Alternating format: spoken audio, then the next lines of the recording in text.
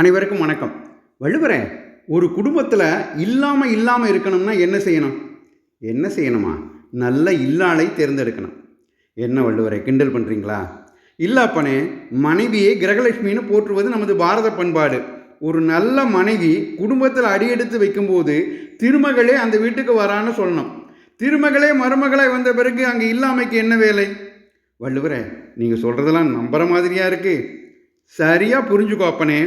ஒரு நல்ல குணவதியான மனைவி தன் நிர்வாகத்திறனால செட்டு கட்டாக குடும்பம் நடத்தி ஆட்டை தூக்கி குட்டியில் போட்டு குட்டியை தூக்கி ஆட்டில் போட்டு இல்லாமையை சமாளிச்சிடுவா. அதோட அவளோட அன்பும் இன்சொல்லும் பண்பும் குடும்பத்தினர் உறவினர் ஊர்க்காரர்களிடம் இல்லாமையை உணர முடியாமல் பண்ணிடும். அதனால தான் இல்லதன் இல்லவள் மாண்பானால் உள்ளதன் இல்லவள் மானாக்கடைன்னு வாழ்க்கை துணை நலம் அதிகாரத்தில் 53வது குறளாக சொல்லி வச்சேன். முத்தாய்ப்பாய் முடித்தார் வள்ளுவர். நன்றி, வணக்கம், ஜெய்ஹிந்த்.